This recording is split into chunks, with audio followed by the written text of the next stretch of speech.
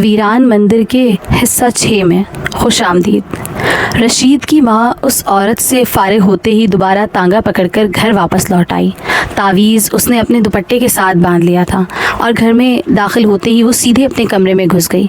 उसकी बहू शायद बावर्ची खाने में खाना पकाने में मसरूफ़ थी, इसलिए उसने अंदर आते ही उसे शायद देख तो लिया था, लेकिन वो अपने कमरे में क्यों घुस गई थी उस पर गौर नहीं किया। कमरे में दाखिल होते ही रशीद की माँ ने जल्दी से तावीज़ खोलकर संदूक में रख दिया और खामोशी से वापस सहन में आकर बिछे तख्ते पर बैठ गई। किसी को कानों कान खबर ना हो सकी कि वो गाँव में क्या लेने गई थी। पहले तो रशीद की माँ ने सोचा कि अकेले ही इस काम को सरअंजाम दे ले, लेकिन वो औरत चूँकि उसके साथ थी और शाह बाबा के बताए हुए तरीके के मुताबिक उसे इस तावीज़ को एक पुराने कब्रिस्तान में मौजूद बहुत पुरानी कब्र पर रखे हुए चिराग के तेल में डिबोना था और फिर 10 मिनट तक वहीं बैठकर चिराग में डूबे हुए तावीज़ की तरफ देखते रहना था ताकि चिराग बुझ न जाए, वरना उसका असर बेकार हो जाने का ख़तरा था। ये बात भी उसे उस औरत की ज़बानी मालूम हुई थी। वो तख्त पर बैठी यही सोच रही थी कि इस काम के लिए उसे किसको एतमाद में लिया जाए। एक बार तो उसे ख्याल आया कि वो अपने बेटे रशीद से मशवरा करे, लेकिन फिर ये सोचकर वो इस काम के लिए हरगिज़ राज़ी ना होगा। उसने ये ख्याल झटक दिया। ख्यालों ही ख्यालों में वो अपने मोहल्ले में किसी ऐसे शख्स या बच्चे के बारे में भी सोच रही थी जो कुछ रकम के अवज़ उसके साथ कब्रिस्तान में जाकर ये काम सरअंजाम दिलवा सके।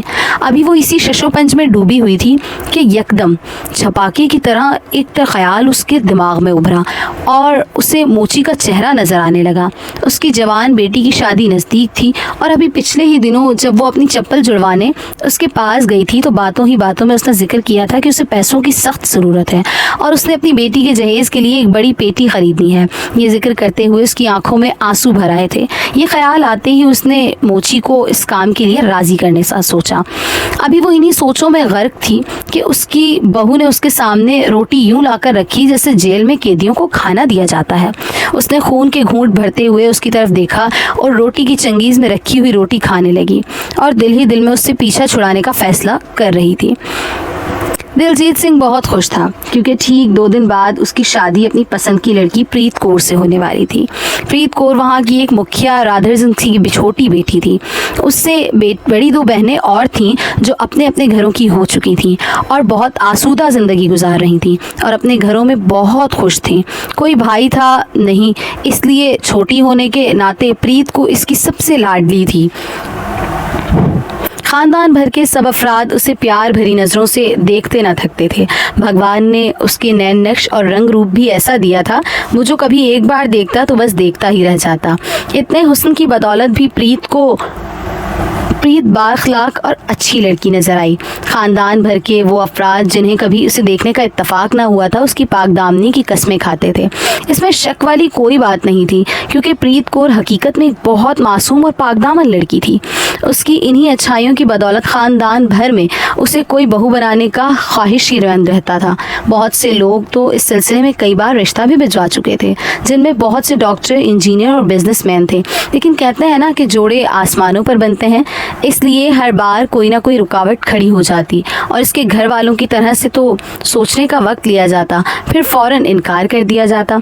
दिन यूं ही गुजरते रहते थे। एक दिन गांव के मुखिया राता सिंह के घर से उनके बेटे दिलजीत सिंह का रिश्ता आया। दिलजीत सिंह कहने को तो एक मर्द था, लेकिन उसकी अदाएं लड़कियों से भी कहीं ज़्यादा थी। वो इस तरह शर्माता था जैसे कोई नई नवेली दुल्हन घूंघट में शर्माती है। इंतहाई बाकिरदार और बाहया लड़का था। गाँव में हर कोई उससे दोस्ती का ख्वाहिशमंद रहता था। बहुत सी लड़कियां उससे शादी का इरादा रखती थीं, लेकिन उसने कभी भी उनकी तरफ मेली आंख से नहीं देखा था। वो गांव की तमाम लड़कियों को अपनी बहनों जैसा समझता था, सिवाय प्रीत कौर के। प्रीत को वाहिद ऐसी लड़की थी जिसे वो चाहता था और उससे शादी करना चाहता था। प्रीत कौर को कभी ये एहसास तक ना हुआ था कि कोई उसे दीवानगी की हद तक भी चाह सकता है। एक बार गांव में बैसाखी का मेला था जिसमें आसपास के गांव से बहुत से अफराद, जिनमें औरतें, बच्चे और बूढ़े भी थे, मेला देखने आए हुए थे। ये मेला हर साल उनके गाँव रामगढ़ में लगता था। पूरे 3 दिन होता था और खूब रौनकें लगी रहती थीं। मुख्तलिफ़ किस्म के खानों और मिठाइयों के स्टॉल थे जिन पर सजी रंग बिरंगी मिठाइयाँ और चीज़ें लोगों का दिल लुभा रही थीं और उन्हें ख़रीद कर लोग मज़े मज़े से खा रहे थे। लोगों की तफरीह के लिए मुख्तलिफ़ किस्म के झूले भी लगाए जाते थे जिन पर मुनासिब टिकट होता था ताकि हर फर्द उससे लुत्फ़अंदोज़ हो सके। इसी के साथ वहाँ तलवारबाजी और कश्ती के मुकाबले भी होते थे जिसमें कामयाब होने वाले बहादुरों को गाँव का मुखिया राज सिंह खसूसी इनामात से नवाजता और मुकाबलों में हारने वालों को जग हंसाई होती और दोबारा उस गाने में आने का तसव्वुर भी ना करते थे। गांव की आबादी तकरीबन 2,500 नफूस पर मुश्तमिल थी जिनकी रोज़ी का ज़रिया खेती बाड़ी था। बहुत से घराने मुखिया की ज़मीनों पर काम काज करके अपना पेट पाला करते थे। मुखिया चूँकि एक नेक बहुत दिल ने इंसान था इसलिए गाँव के हर दुख दर्द में भरपूर साथ देता था। मुखिया जी की तारीफ़ हर जगह होती थी। कभी कभी ज़रूरतमंद को अपने घर की दहलीज से खाली नहीं लौटाता था ताकि लोग उस पर यकीन कर सकें और लोग उस पर बहुत यकीन करने लगे थे। गांव के तमाम लोग उससे बहुत खुश थे और हमेशा उसकी लंबी ज़िंदगी और सेहत के लिए दुआएं मांगते। गांव के मुखिया ने इस बार भी बैसाखी का मेला बड़ी धूमधाम से मनाने का बंदोबस्त किया था और जिसमें शिरकत के लिए उसने आसपास के गांव के तमाम सरपंचों को दावतनामे भिजवा दिए थे ताकि वो इन्हें पढ़कर अपने अपने गांव के अफराद को इस मेले में शिरकत के लिए कह सकें। और फिर यूँ हुआ कि तमाम पैगामात जा चुके और तमाम गाँवों में इस मेले की भरपूर पजीराई होने लगी। लोग अपनी अपनी तैयारियों में लग जाएं और कोई बदमज़गी भी पैदा ना हो, इसलिए तमाम गाँव में पूरी खबरें फैला दी गईं। इस मेले में हर आदमी की दिलचस्पी का खुसूसी ख्याल रखा जाता था और अपने तौर पर मुखिया कुछ अफराद को चौकीदारी की जिम्मेदारी भी सौंपते थे और इस मेले में किसी भी नाखुशगवार वाक़े को जन्म लेने से पहले ही कुचल देते थे। इस बार मेले में दिलजीत सिंह ने भी तलवारबाजी के मुकाबले में हिस्सा लेने का फ़ैसला किया था और इस सिलसिले में उसने अपने बापू तार सिंह को कह दिया था कि उसकी इजाज़त आसानी से मिल गई थी क्योंकि तारा सिंह को उसकी महारत का बखूबी अंदाज़ा था। उसे पहली बार ऐसा नहीं होने जा रहा था कि दिलजीत सिंह तलवारबाजी के मुकाबले में हिस्सा ले रहा था और ना पहले वो सिर्फ देखने की हद तक इन्हीं मुकाबलों में शिरकत करता था, जीतने वालों की भरपूर हौसला अफजाई भी करता था। दूसरी जानब प्रीत कौर अपनी बहनों और चंद सहेलियों के साथ उस मेले में शिरकत का प्रोग्राम बनाए बैठी थी और इसी सिलसिले में उसने अपने बापू से इजाज़त भी मांग ली थी और बड़ी बेचैनी से बैसाखी के मेले का इंतज़ार कर रही थी। 3 दिनों की मुनासबत से उसने मुख्तलिफ लिबास बनवाए थे जिसे देख देख कर उसकी दीगर बहनें रश्क कर रही थीं और सब हकीकत में उसकी दीवानी थीं।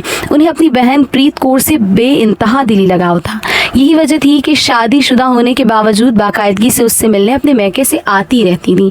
हमेशा की तरह इस बार भी उनके सबसे मिलकर इस मेले में शिरकत का प्रोग्राम बनाया था। फिर एक दिन सुबह का सूरज निकलते ही गांव में शोर बरपा हुआ कि मेले का आगाज़ हुआ चाहता है और लोग बैलगाड़ियों और मुख्तलिफ सवारियों पर सवार होकर गाँव की जानिब यानी मेले की जानिब बढ़ने लगे। बहुत से अफराद पैदल ही सफ़र के लिए निकल पड़े थे। रामगढ़ चूँकि 3 किलोमीटर दूर था इसलिए इतना फासला पैदल तय करना गांव वालों के लिए मामूली बात थी, इसलिए वो खुशगपियों में मसरूफ़ मेले की जानिब बढ़ रहे थे। प्रीत कौर के लिए इसके बापू ने एक बेहतरीन सवारी का बंदोबस्त कर दिया था जिसमें एक शानदार बग्घी शामिल थी और वो सब इस खुशगपियों में मसरूफ़ थी कि बग्घी में सवार होकर रामगढ़ की जानिब बढ़ रही हैं। बग्घी धीमे धीमे कदमों से बढ़ रही थी और मंजिल की जानिब पहुंचने को थी। तकरीबन आधा घंटा मुसलसल सफ़र करने के बाद वो रामगढ़ पहुंच गए। गाँव में बहुत रश था, मुख्तलिफ़ किस्म के खाने पीने के स्टॉल लगे हुए थे। एक जानिब बहुत बड़ा स्टेज बनाया गया था, वहाँ के सरपंचों और मुखियाओं के लिए था। लोगों की मुख्तलिफ़ तफरीहात के लिए बहुत से झूले लगाए गए। बग्घी को एक जानिब खड़ा करके वो सब उसमें से उतर कर मेले की जानिब बढ़ने लगी। एक हवेली नुमा घर था जहाँ वो तमाम पहुँच गईं। उस हवेली में उसके बापू के पुराने जानने वाले रहते थे। जब भी गाँव में बैसाखी का मेला लगता था तो वो यहीं आकर ठहरती थीं। कुछ देर आराम करने और तैयार होने के बाद वो सब मिलकर मेले में पहुंच गईं।